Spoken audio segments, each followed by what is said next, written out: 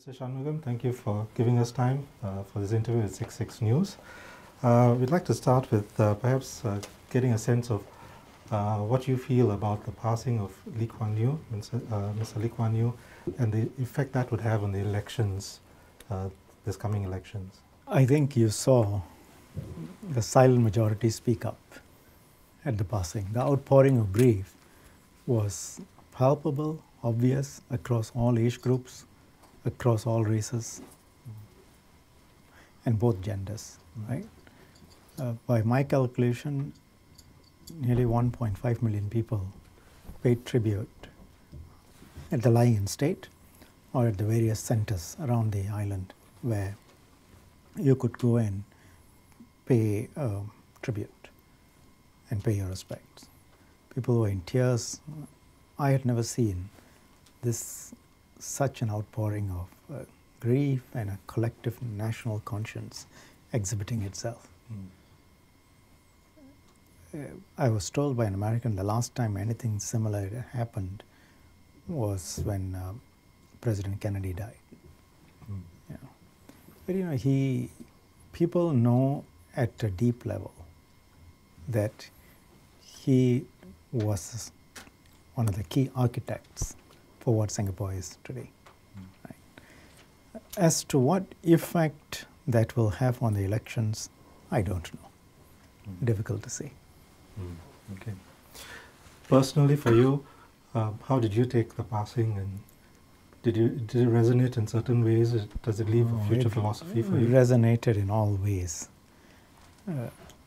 You know, been an MP for a long time. I mean, at the time I was in Prime Minister and then Senior Minister and then Minister Mentor.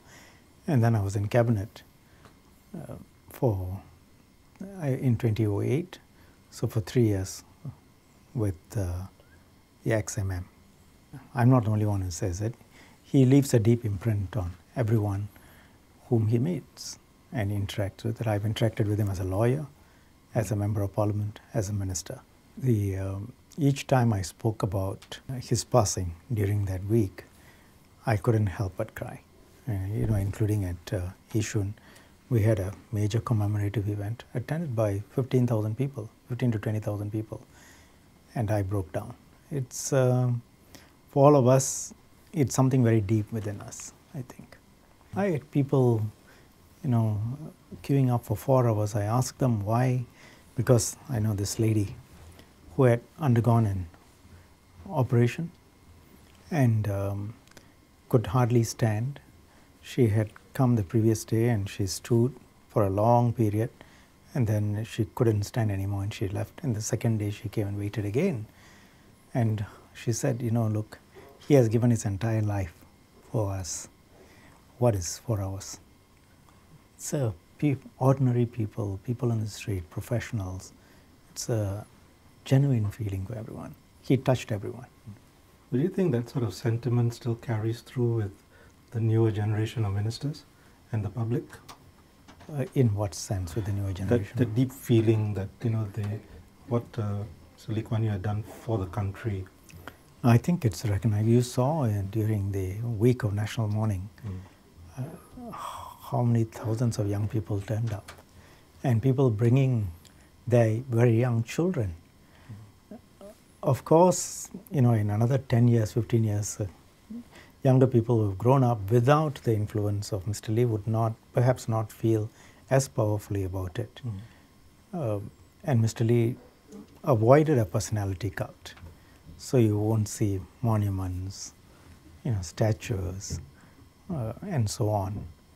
But I think as of now, everybody who's in Singapore who understands what Singapore is about, they feel very deeply about him, young and old. Okay. So what do you think about the opposition considering the Tanjong Pagar GRC as a trophy GRC?